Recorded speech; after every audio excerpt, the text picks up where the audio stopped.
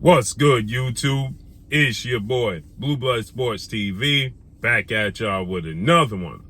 So, undefeated, unified, 3-belt, WBA, WBC, IBF, welterweight world champion, superstar boxer, who is widely considered by many to be top 2, if not number 1, definitely top 5 pound for pound best fighters in the world, and Errol the Truth Spence Jr. Errol Spence Jr. has 28 wins, no loss and no draw, 22 big wins by way of knockout. He is 33 years of age, 5'9.5" with a 72-inch arm reach. With that said, Errol Spence has a strong message, a stern message, and a confident message. And that is for the biggest fight in boxing in 40 years, the most anticipated fight in the last 10 years or more since Floyd Mayweather and Manny Pacquiao that took place 2015, right?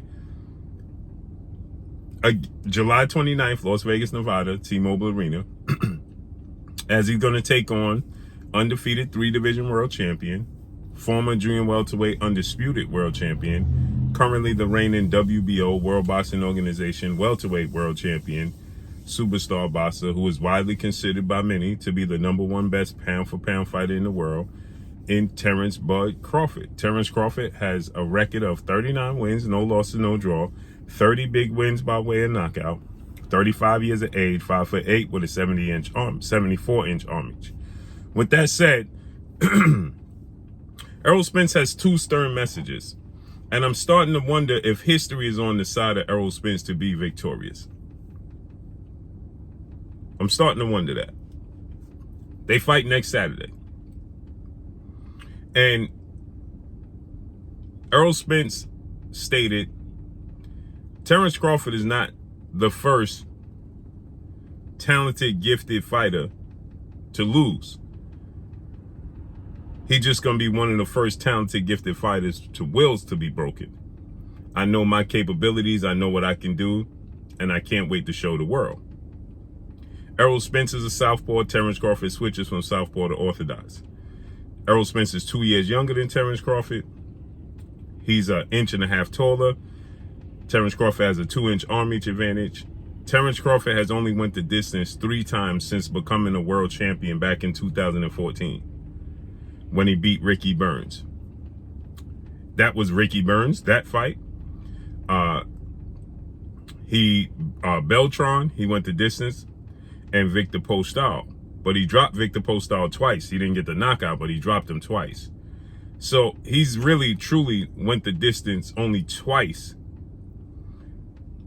since becoming the champion without having a knockdown in the fight. That speaks volumes.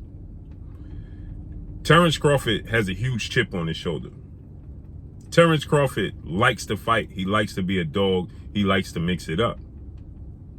So with that said, Terrence Crawford can get wheeled in, as Errol Spence refers to himself as the big fish, the biggest fish, and Terrence Crawford loves to go fishing. Perfect analogy for both guys. But Terrence Crawford loves to get into dogfights. Errol Spence is southpaw. He's bigger. He's naturally bigger. He started his career at 154.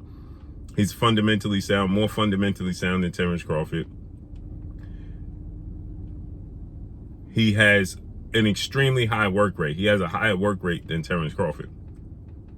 Terrence Crawford is more crafty than Errol Spence. He's a better quick twitch fiber athlete than Errol Spence.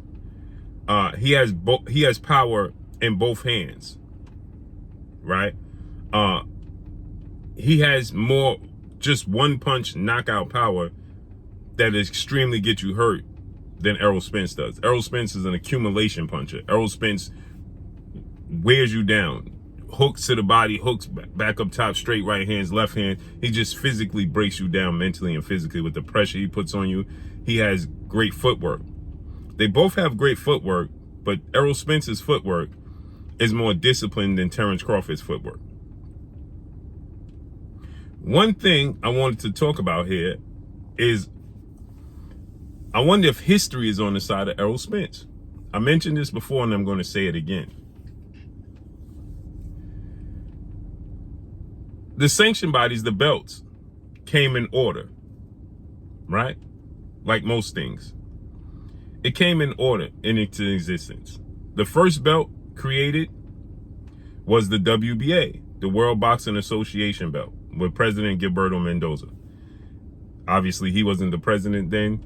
It was his father, grandfather, his grandfather down. Then came the WBC, the World Boxing Council, President Mauricio Suleiman Sr., and now you have Mauricio Suleiman. It was Jose Suleiman, I believe, his father. Then came the IBF, the International Boxing Federation, which is presidented by, today's time, Mr. Peoples. And then came the WBO, World Boxing Organization. Errol Spence has captured all these belts in order of their existence. Is that a sign? He's literally captured these belts in order, just in reverse. The first belt he ever captured was the IBF. Right? And I'm talking about the belts as far as them coming into existence in the order he captured them in reverse, right? Today's time, Errol Spence would be considered undisputed right now. The last undisputed champion we had at welterweight was Zab Judah, right? There was a 3-belt era: WBC, WBA, IBF. Again, like I told you, first belt was WBA, second was WBC, third was the IBF. Errol Spence has captured them in reverse. First belt he ever captured was the IBF. In the last welterweight undisputed champion era, the 3-belt era, the IBF was the last belt to come into existence. He captured that belt first. Then he unified the belts, capturing the WBC belt from Sean Porter. So the first belt he captured was May of 2017, when he took on to beat Kell Brook in the UK for his first title opportunity. Then his second belt he captured was the WBC belt in a unification with Sean Porter, September of 2019. Right? So keep in mind, the second belt to be in creation, in rotation, and recognized as a major belt was the WBC belt. Right? So he captured the WBC belt. Right? That's the second belt. That was the second belt ever created. Then he fights Yordenis Ugas, April 16th, 2022, Arlington, Texas. Stops him and picks up the WBA belt. That's the first belt ever created. So he captured the belts in order, just in reverse. And now the last belt ever created to become a major sanction belt was the WBO belt. Just happens to be the last belt that he needs to become undisputed.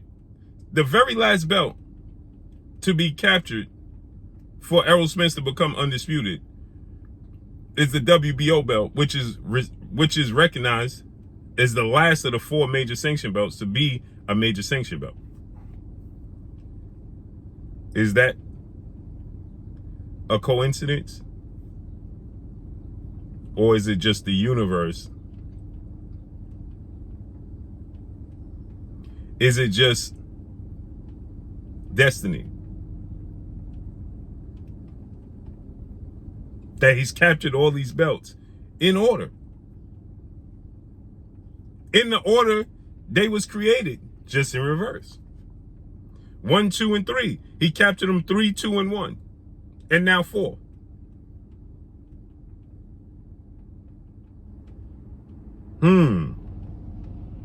Is that destiny that's given Errol Spence the confidence that he don't even realize he has? Or is Terrence Crawford sent to disrupt destiny? See, this thing gets deeper than what people meets the eye. It gets deeper than that. So Errol Spence has a strong message for Terrence Bud Crawford. He ain't the first talented fighter to lose. Just gonna be the first talented, gifted fighter to get broken.